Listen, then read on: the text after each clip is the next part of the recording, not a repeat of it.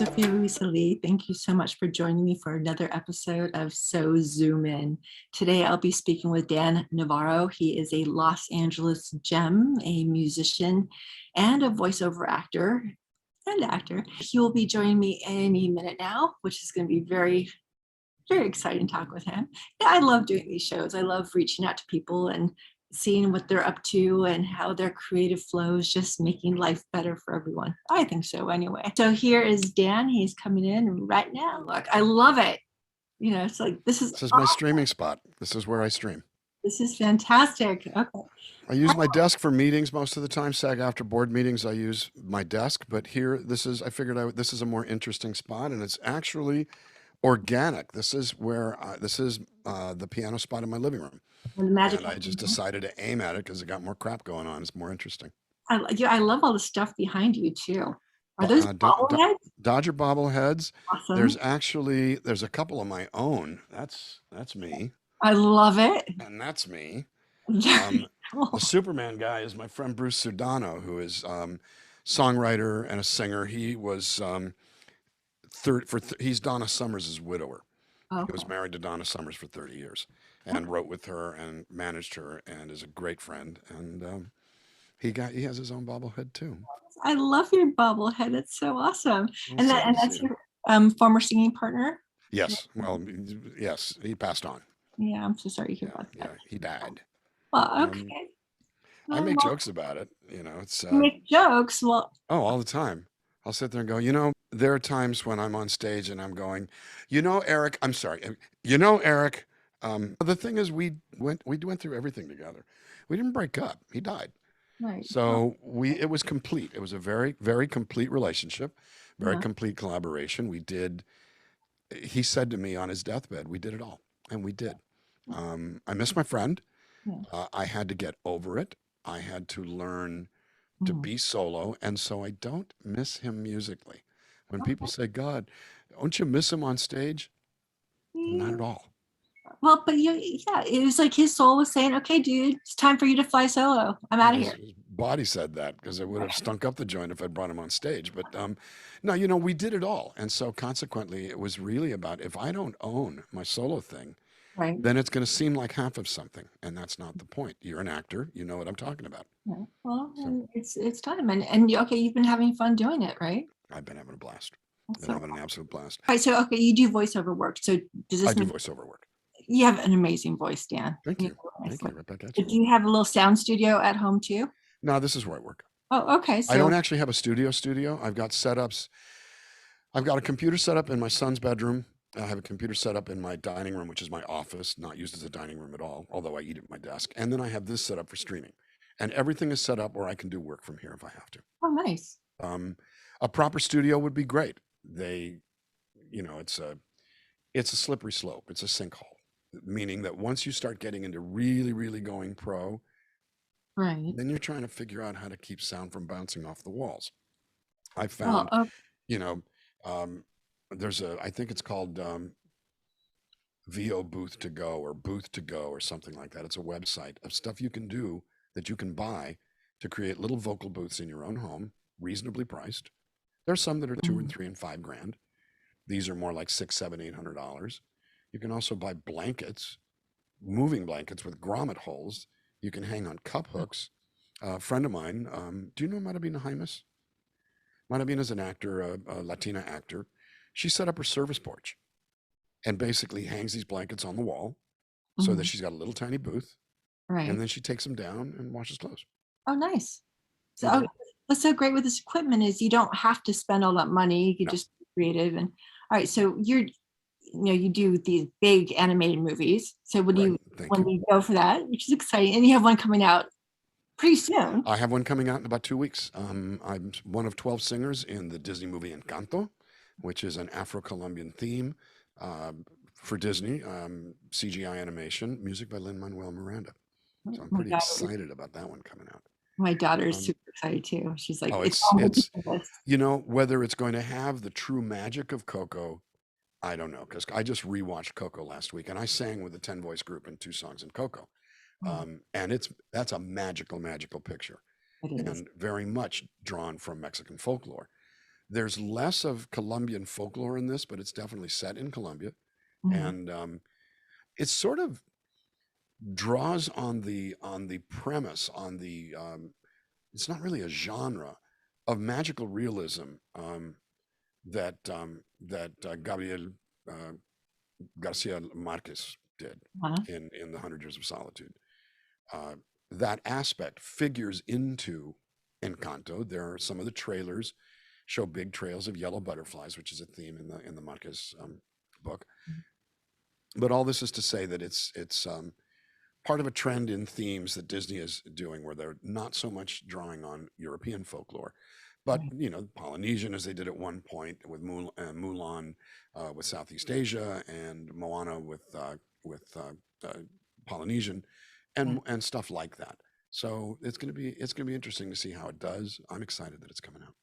All right. So when you do that, you obviously went to Disney Studios into the really fancy booths to record, or I've done well, some of those actually. Encanto was recorded at where was it? It was at there was one session at uh, the Fox stage, the Newman stage over at Fox, and there was another session at the Clint Eastwood stage over at Warner Brothers, okay. because That they needed, well, because of COVID lockdown, right. and because of the return to work requirements with some space and baffles between everybody and everybody on their individual mics.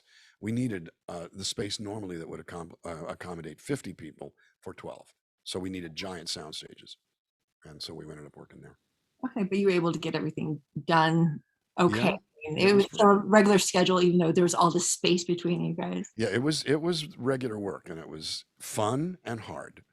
And I'll take hard any day of the week. I mean, you come out of it exhilarated because you did something really cool and really fun, and you had to draw on your skills, and you couldn't phone it in. It was definitely some hard reading and some interesting parts. A very, very good conductor and arranger involved in it, and whose name escapes me because I'd never met him before. But All right, so when you're doing something like that in the booth, can you see each other, or are you pretty much isolated from each other? well, we could see each other. We were side to side, but we were spread out over literally about a 50-foot range for 12 people. There was probably about 5 feet in between each person, and a plexiglass baffle. So we couldn't really draw on each other the same way we do when we're shoulder to shoulder. But I've been fortunate to have a lot of experience in that world. I kind of fell into it. Mhm. The path is winding and interesting and varied. I started out in 1988 doing Spanish language jingles, almost exclusively Spanish jingles for about 12 years. Transitioned into voiceovers around 94, transitioned into singing in movies in the year 2000. You got to say 2000 is the year 2000. You can't just say, and you can't just say 20, you know. That doesn't sound right. Yeah. I digress, exactly. In 2000, I started doing film work. And in 2001, I started doing character voices. And it's been a little of everything every year. I still do the odd jingle, very rarely now. I still do background noise voices for Family Guy and American Dad. I did a character in an animated series about 3 years ago. Did a character in an animated feature that came out a year ago. It was the Playmobil movie. And I started out singing. Then they wanted me to do some lines. And I had to go, aha, that's a whole other contract. You got to talk to my agent about that one. And I played the Viking leader, singing, something like silly wench. And I had to sing real low like this. And it was, you get to do something a little different every time. It's the actor's lot. I never set out to be an actor. I'm a musician and I'm a singer, but But it's somebody still says, "Can you do having this?" fun, right? It's Have a good. well, it is true that it is fun, and I've been fortunate in that when the red light goes on, I can deliver. I've gotten confident at that over the years. I try not to be, arrogant about it or overly confident. Every new face scared the living daylights out of me. I tell a story of how I broke into jingles because everybody wants to know, how do you break in? Here's how. You know, It just happened, right? well, somebody offers you an opportunity and you take it. A buddy of mine from college who I sang with asked me if I wanted to sing a jingle in his garage for $100 in 1988. And I went, sure, why not? It was Right? only 30 miles each way Okay. and $100. And I was already doing something. I was like watching football, and I just made myself lunch and just had a beer. And You're feeling good, but relaxed. I'm going like, do I really want to get in yeah, sure. Okay, you Well, I got it. met someone on the session who was one of the busiest session singers in the Spanish language world in LA, Isela Sotelo, magnificent woman, who said, well, Navarro, can you sing in Spanish? Yes, I can. Do you have a demo? Just happened to have. It was my only copy. Right. Gave it to her, and she called me 2 months later. Uh-huh. And, 5 weeks in, I'm going, well, I guess that didn't work out. It's okay. You just swing away. You just swing. And Mhm. she said, I need you to come get square with AFTRA for a radio commercial for Miller Beer, Spanish.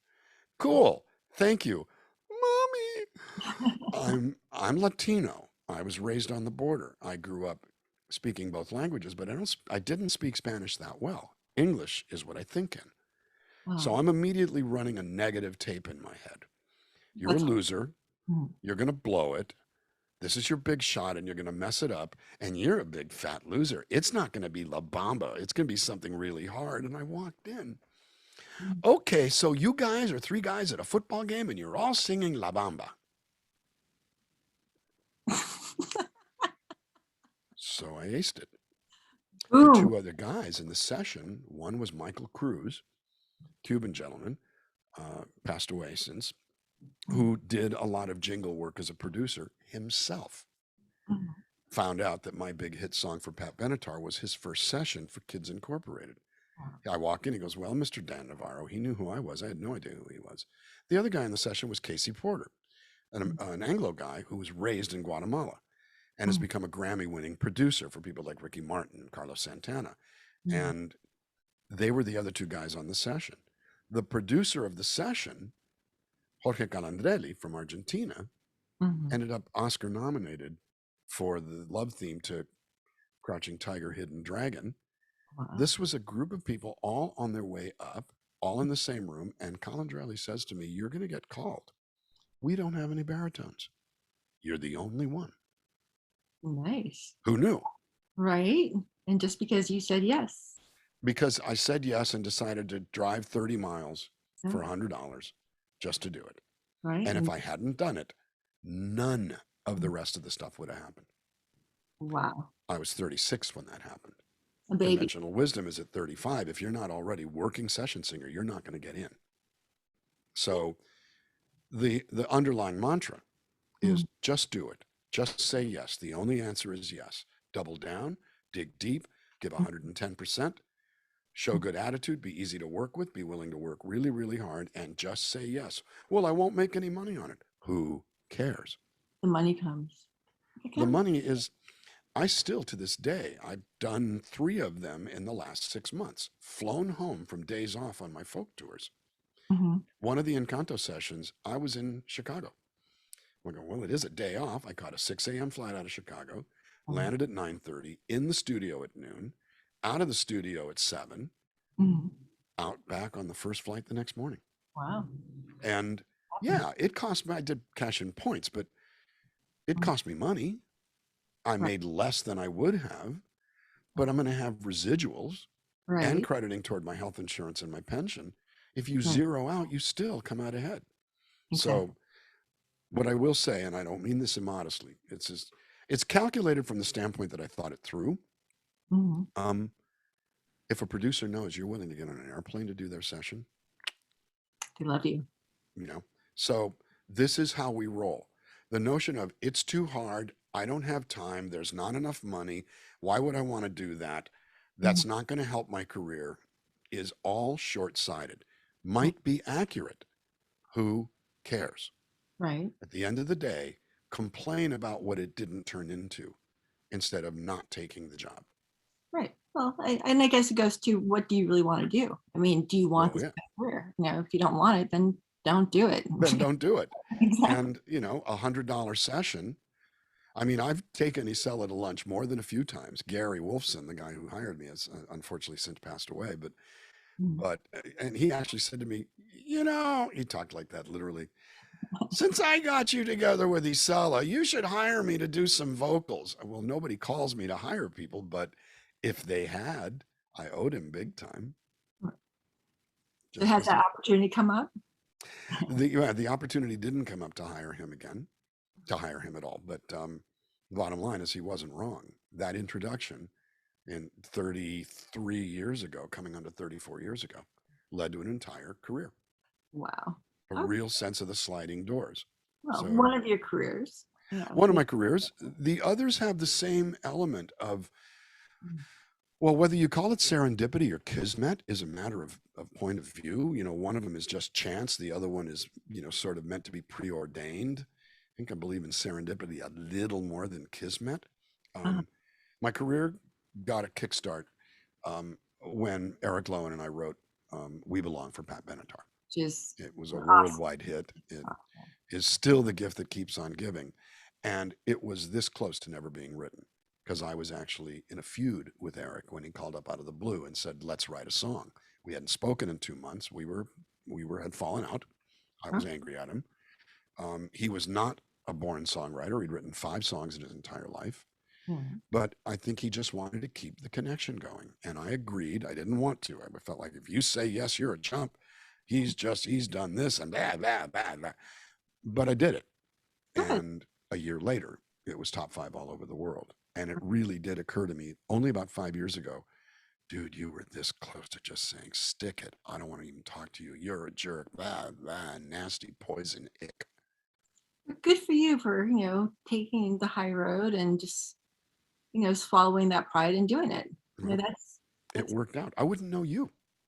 right. I would not know you if I had said no to that session. Okay. Quite seriously. All right. So what's interesting, when I was in high school, I did a air band competition to We Belong. Oh my God, did you really? Yeah, you were in high school. I was 50. No, I'm kidding. I wasn't 50, but I was 31 when that song came out. 32 when it came out. So we can do that.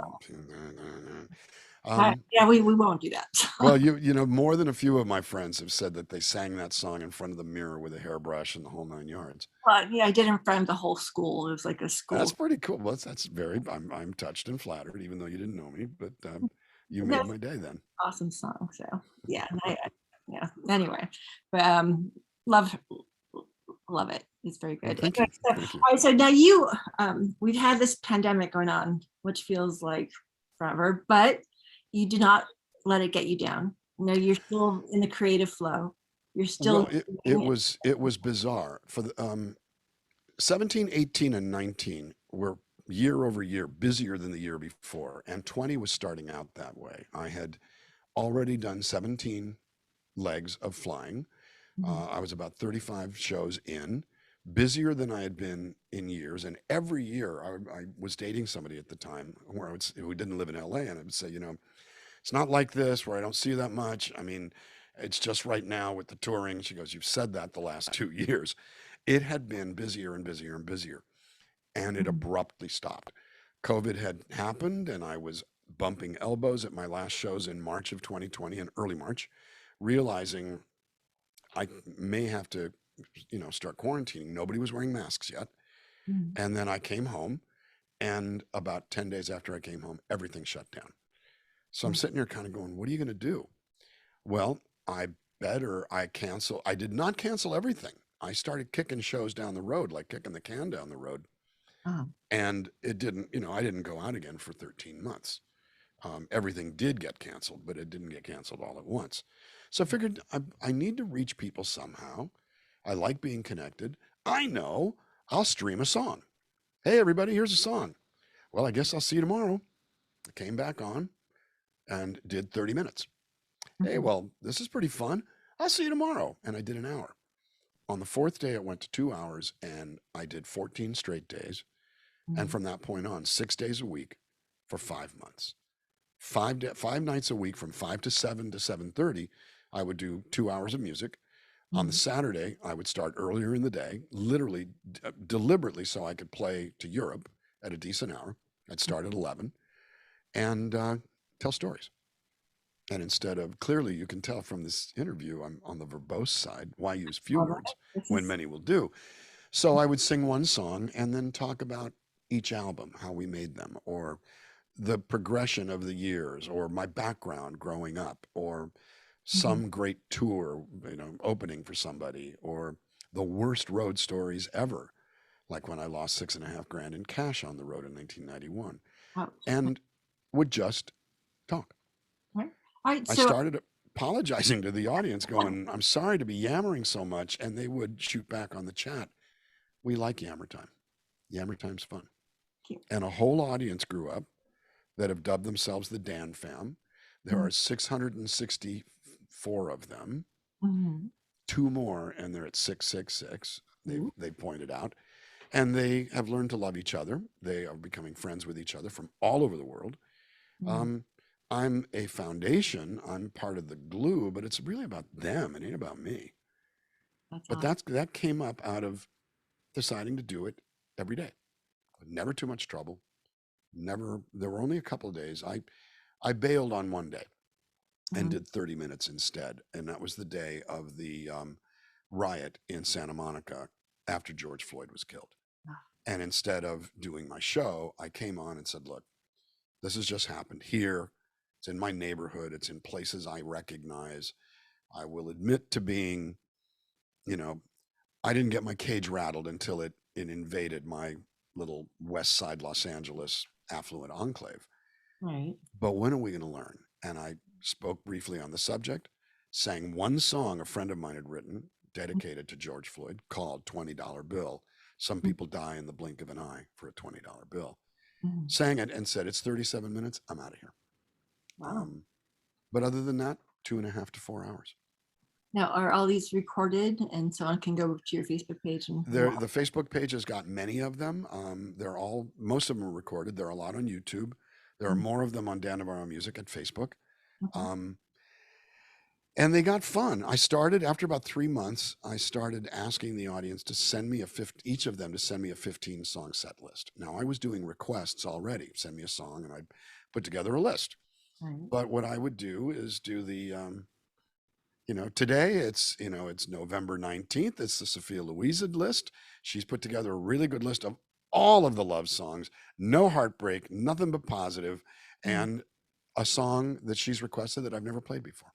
Ooh. And that's what I would do. And I did that 5 days a week. And then I backed it off to 3 days a week in August of last year. Did about 200 of them. And the audience would listen going, we've never thought of the songs in this order. They would pay attention. Oh my God, you put together a great list, George. And they rooted for one another. Oh, nice. And people got invested. Idea came to me in a flash. There was more gravitas than I expected, but it goes with the mantra. You try stuff and then pay attention, keep your radar up, see how it goes. Really pay attention to what you're getting from it. Exactly. Well, that's a key word right there. Pay attention. Well, and there are 2 forms of paying attention, or many forms, but I did, before I became a full-time musician, I worked in advertising as an account executive for a small agency, but I was also a copywriter and an art director. And there's something art directors do. Interior designers do it. People dressing themselves do it. You go in close and then you back way up. And you go in close and you back way up. You look at the detail, you look at the overall, and you zoom, zoom, zoom, zoom, zoom over and over and over again. Right. And so I would look at that set work. What's really happening here? The fans are becoming engaged. They're becoming friends with each other. This has nothing to do with me. And the more I gave them, the more they became invested in each other and started saying, it's all about you. No, it's not. It's all about you. Stop, full search. You're both right. This is how we roll. And if you maintain that ethos in everything you do, from cooking a meal to making a friend to, anything, Right. everything becomes creative. Everything becomes joyful, even sadness. You zoom in, you pull out. You zoom in, you pull out. I love that. That's and beautiful. It works. And it took a long time to learn it. I've made every mistake in the book. Yay! Awesome. Well, yeah, including self-defeating, insecure, self-flagellating. You got over it and you kept going. That's the trick. When you fall down, get up. Screw up, keep going. Do it again. And you don't stop. Well, life is a continuum. There is only one end. There are multiple ends inside it, but if you get up, then you keep going. There will come at some point the end of my life. With any luck, I won't know the difference, and it'll be fine. Yeah. Sort of a new experience to then work through, and then who knows what's on the other side. But and this applies to whether it's the session singing, the voice acting, the touring, the recording. I made my first record at 38 years old. Nice. I'm 22, and I've made 17 of them, 19 of them, now that I think about it. That's great. There's only one failure, and that's quitting. Exactly. Beyond that, everything's just steps along the road. Well, okay, unless you quit to do something else. That you Well, that's not really quitting. right. I mean, shifting gears, Yeah. deciding to do something different, Right. can be very valuable. I mean, I think that sometimes we cling to what we thought we wanted with a death grip, Right. and we don't allow ourselves, the opportunity to try or to open up space for something else. And that's so important to It really really is. Yeah. We never know what's on the other side of these decisions and these choices. And you have to I be never planned to be a voice actor. I always wanted to, thought it was fun. right. God bless my mom, rest her soul. Told me when I was 14 years old, when I was being like, and she said, "You're never going to be a grown-up, Danny." She called me Danny. Not many people can. You're never going to be a grown-up if you don't quit making stupid noises with your mouth. Thanks, Mom. You hit it. And so I started, we do, it's just silliness. Yeah, it's too depressing to be a grown-up nowadays. Well, Perpetual youthfulness about you, I think. yeah, and look, you're a mother and I'm a father. There are certain things to be absolutely spot on, bang on, razor sharp responsible about. There is not a lot of room for error. You don't want there to be room for error in that. But we can bring joy to parenting. And the thing that I think brings joy to any endeavor is the ability to fail with a sense of both grace and humor. Yes. And learn from it. Well, that's how that one went. Exactly. Just keep on going. And keep on going. With love, always with love, It's just You're too young to remember the little, what I called roly-polies. They were sort of like inflatable clowns that were in the shape of like a buoy, like a bowling pin, but they were about 3 feet tall. And it had a weight in the bottom. And the idea, you're a little kid, you would punch it and it would go like this and it would never tip over. Okay. Be like that. Be like the punching clown. So that whatever knocks you over, you will right yourself. You knock over, you will right yourself. There you go. And then from that point on, everything becomes a lesson. Everything becomes something like, now I know. Now we know is one of the best things you can ever say, but there's no now we know without failure. Right. You're open to it. All right. So today we had some big news, and you mentioned George Floyd. So I thought, okay, I'll bring it up. The Kyle Rittenhouse verdict came out today. You really want to go there? I do, because I just think, okay, I've been seeing headlines, like rioting and just like a lot of stuff is coming up. And I think what's interesting right now, and especially being creative types, we kind of like take everything in. I like to see that there's a unity in voices, and it seems like these past couple months, where there's been like all this darkness coming to light. It's like it's an opportunity for a lot of healing to happen. And I'm just curious to what your point of view is, because I'm hearing a lot of mixed things right now. And I'd love to know what Dan Navarro thinks. Oh, that's a dangerous ground. All right. I'm pretty center left politically. I was raised in an era where liberalism was a badge of honor. It brought us many of the great advances. I'm old enough to remember when things started shifting to the right, and am conscious of the fact that a lot of what we identify with as we is our history filtered through a Western European lens. Whether it was the establishment of this country by essentially British settlers, or the notion of all of the people that came over to this hemisphere and carved it up amongst themselves, who were English and French and Portuguese and Dutch and all these Western European entities that had a particular point of view about how it works, which is essentially, if you're the subject of a Western European crown, the doctrine of discovery says we can take what you got. And that part, when I realized that exists, that part's kind of messed up. We wave the flag on a 4th of July as a we, but it's really a sense of Western European history.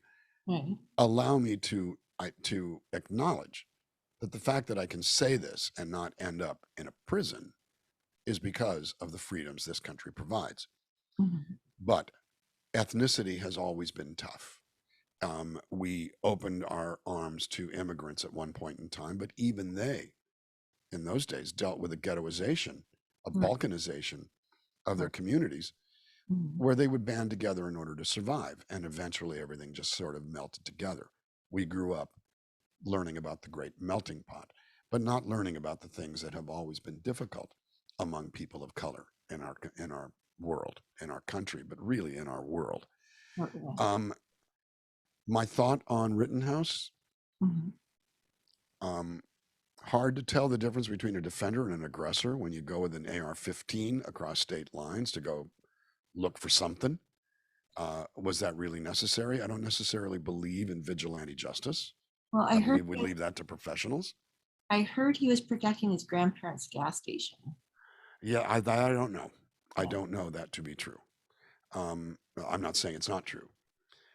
I do think that it's all going to be simplified to the point where it'll be open season on liberals, and that scares me. Understand, I still think protecting your grandparents' gas station with an automatic weapon still might be too much. Especially since there's some debate over what the people he shot were doing. Not allowed to be referred to as victims in the courts. Okay, fair enough. Maybe you can refer to them as subjects or as individuals, but apparently they were allowed to be referred to as looters and rioters. And those can be value judgments, especially if you haven't seen somebody emerge from a store with a television on their back. Maybe they're not looters, even if they're in the same crowd. It's all really complicated. It's all really volatile. And it does have me, like Pollyanna, wondering where the hell can we go where we can just live our lives in love and peace and not have to deal with this. But I wouldn't have been out there. But I have to ask though, do you think, okay, the way the whole world's been so divided because of this pandemic, literally across the globe, do you think this could be to continue a divide, by having rioting, like encouraging rioting? I mean, I like to think that it doesn't matter what race you are, that we are humans, that we're the human race, and that we should see each other as, a fellow human being. I don't care if you're black or, mixed or, green, it's like that shouldn't matter. It should matter, who you are as a person. And it just seems like so much of that is lost. And it seems like, it's like we've become so concerned about categorizing instead of just accepting and embracing. A certain amount of that has existed always. I think if we want to go to the dawn of history, the stranger coming over the hill was likely to kill you and take your food and take your stuff. And so there was a built-in fear of people that were different. The ability to identify somebody as safe could be ascribed to certain cultural hallmarks or appearances. Now, we live in a world of mass communication and instant communication. We're all exposed to the same things, and those appearances don't mean what they might have meant at one point in time. Never mind the notion that because of the color of someone's skin, they're viewed as subhuman and therefore can be kidnapped and purchased and abused and all of that. Mass communication has made us able to balance the playing field to a certain extent, but I think it's also given us a certain kind of ability to keep the divide up as we proliferate a point of view over another. What's out there right now is a mess. You can't trust what you read. You can't trust what you hear. You can't even trust what you see. You and I are in the motion picture business, where a visual can be anything and can be doctored in any kind of way. Exactly. The only thing you can believe is what you see in person, and sometimes not even that. Right. Perspective has a lot to do with it. Exactly. I honestly believe that things are getting worse. I Mm, think that things are becoming more divided. I think that trust is tested everywhere. Um, there are elements of the Rittenhouse situation that I don't know, so mm, I can't speak definitively on it. But it certainly scares the crap out of me mm. to know that something like that can happen without something being brought to bear. Um, I do know that the media that I trust had Okay. characterized the prosecution as flawed, Mm, and you're dealing in an exercise. And if you don't conduct the steps of the exercise in a particular way, you might not end up with the result that you want. right. Um, so, from that standpoint, where's the blame?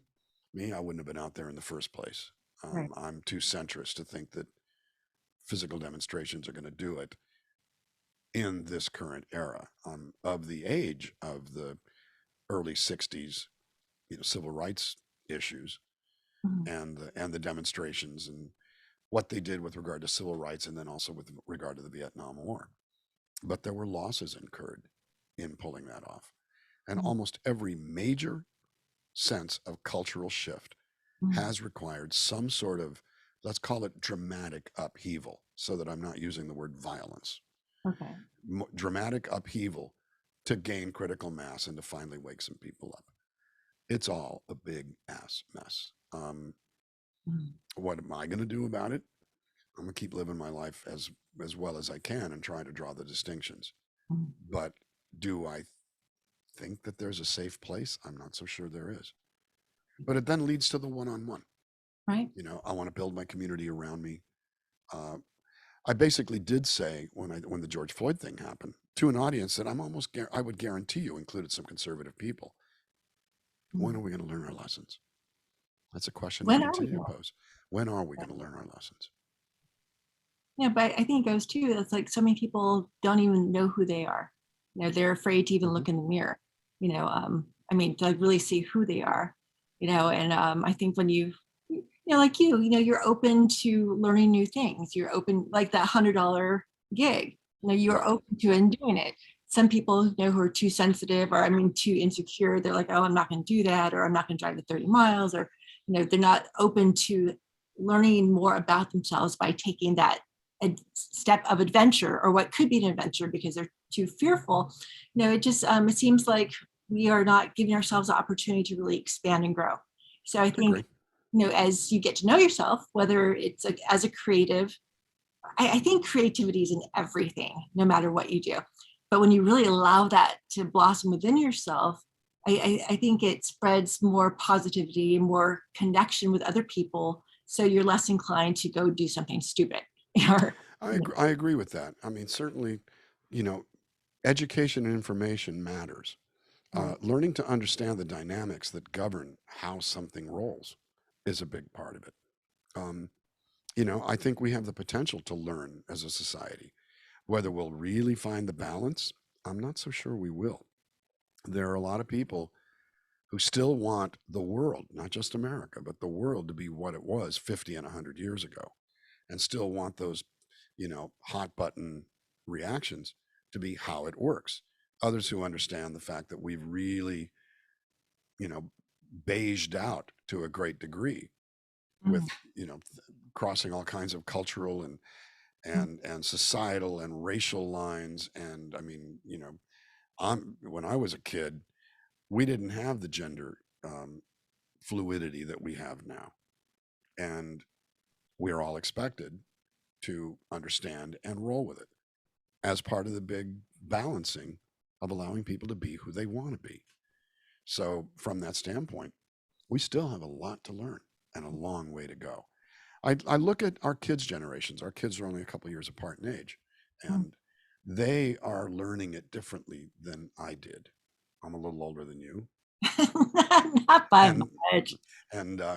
but this is to say that where you come from sometimes speaks to what you're able to Mhm. allow yourself to change into.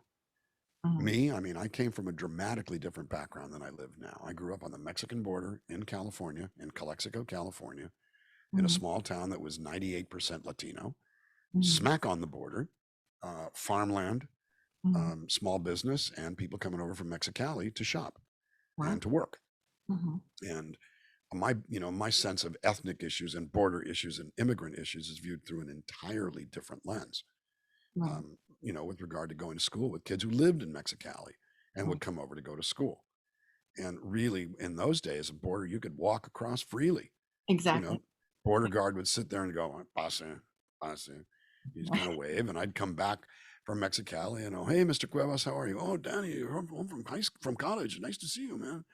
And that was my background. Yeah. Everything is different.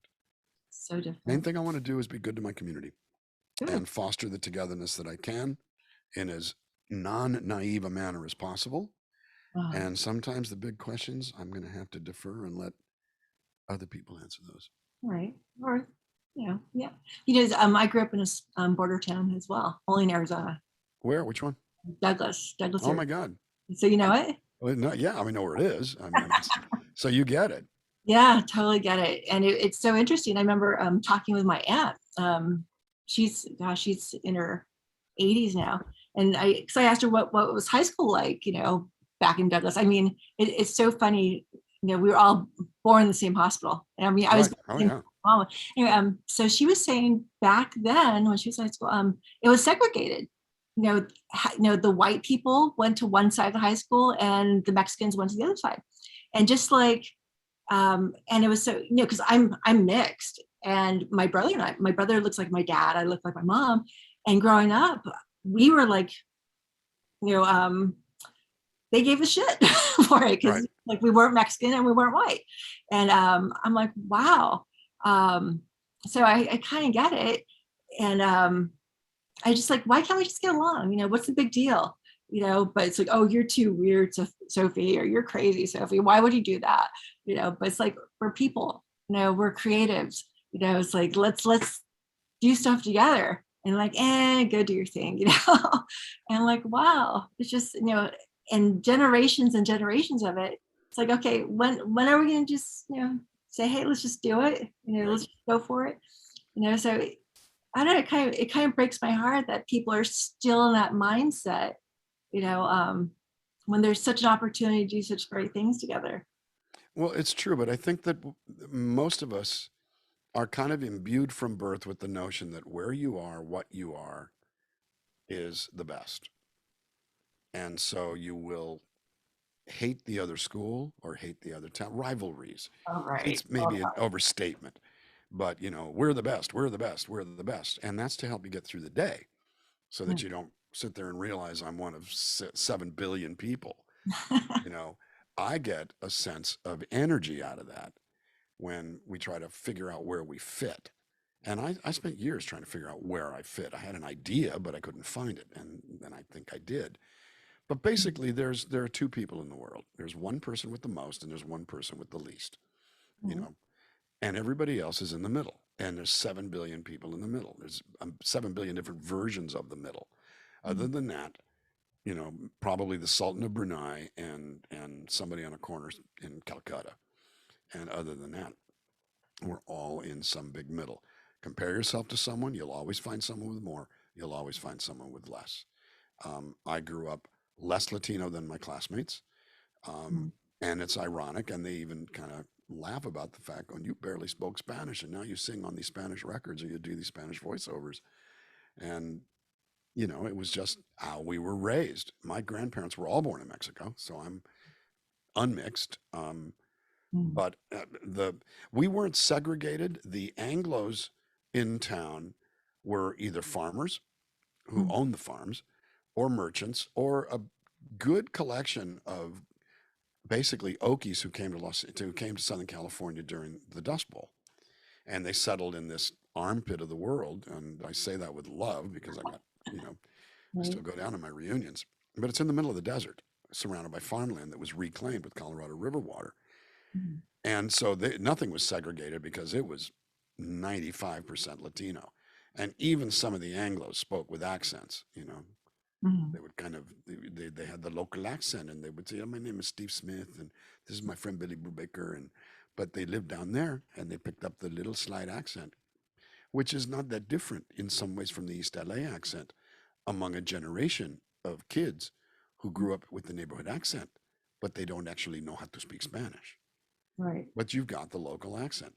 No different than, oh my God, there's an actor I'm familiar with who is Chinese. Mm.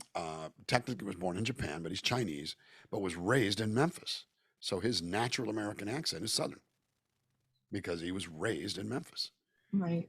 And that is understanding that and understanding where that comes from is part of how we identify not just who we are, but what we can become. Right. And there was an actor who was in Lost. I can't remember his name, but the really good looking guy who was Southern and had spent years as an actor getting rid of his Southern accent, only to then get a part where he had a Southern accent. It was like, okay, I guess I'll put it back. And I go chameleon wherever I go. I used to live in England, and you know, it wouldn't be long. Not really an accent, but just a bit of an inflection. Do you mind if I do that? And there's no real English accent there, but it's still a question. Hello, how are you? So we get this. This is what dictates who we are. Mm-hmm. And if we can find a way to embrace environment as we are finding a way to overcome environment, then I think there's hope for us. Well, there's always hope. I believe there's always hope, no matter what. True. But I will say one of the aspects I will decry is the notion that to be educated is elitist and uncool. And that's like, what? You know, how about knowing is better than not knowing? Well, you just think you're better than me. No, I think I'm better than you, but I don't. I know something you don't know. Guess what? You probably know something I don't know. And if I'm off in the middle of nowhere dealing with something that you know about, I need you. So but we do have that sense of well, paranoia, but that's not really what it is. Insecurity about who we are and the zero-sum game that says that we can't be okay unless someone else is not okay. And I don't subscribe to that. I don't either. That just doesn't fly for me, you know? I agree. And so, well, you know what? Then I think in our neighborhoods, we're good. We should be the leaders in our neighborhoods. We should hang out more and we can set people straight. Definitely. I agree. You know, I'm blessed to have a son who pays attention. I'm blessed to have a son who is educated and gets the details. And I'm learning from him lately. He's 25 and he knows what he's talking about. Yeah, we're supposed to learn from our kids. Right. We're supposed to learn from each other. You know, that's like a constant, I think. It's part of evolution. We're not going to learn from each other unless we listen to each other. And that's really the step. Yep. Listen, pay attention, and engage. Yeah. What's the phrase? Take the cotton out of your ears and stick it in your mouth. Or you can't listen when you're talking, which is a lesson I clearly should learn. I've been the whole time here. I'm so sorry. But yeah, well, you know, Dan, it's been awesome having you on the show. I really appreciate it. All right. So if we want to hear your music, we can go to dannavarro.com. dannavarro.com. Everything is up there for free streaming on the website. I'm on Spotify, Apple Music, I think Google Play if it's still around, Deezer, Amazon. I think I mentioned Amazon, Apple Music, Spotify, all of those. And the old band, I mean, to be looking at 20 years of my history, to go to Lowen and Navarro, Lowen and Navarro, or lownab.com. Those are the easy places to find it. Concert videos galore, over a couple hundred of them on YouTube. A lot of stuff out there. Under Dan Navarro under Dan Navarro and Lowen and Navarro, because again, from 1988, 87 until 2009, that's what I did, and so that was, and we put out 8 studio albums and a whole bunch of live records. There's a lot of material out there. On Facebook, Dan Navarro Music. All right. And I'm easy to find. And Disney's new film, Encanto, Sing 2 is coming. I just did a vocal with 2 other guys for Father of the Bride that's coming. Wait, another one? Another Father of the Bride? There's another Father of the Bride with a Cuban theme. Oh, okay. And a couple of things I've signed NDAs on. I've had a busy year. God only knows how. Yay! Bravo! Yeah. Keep going, like busy. Baby. Busy is good. Busy's or just look for this gold-colored, beige van with a Nomad Dan sign on the side in your town, and I'll probably be inside it going, one air song. I love it. Yeah, just keep going. I love it. Don't let it slow you down. No, All I right. sure Well, appreciate you having me, and it's great to talk to you. and I look forward to talking with you again soon. Very I hope we get to do it Me too. again. Bye.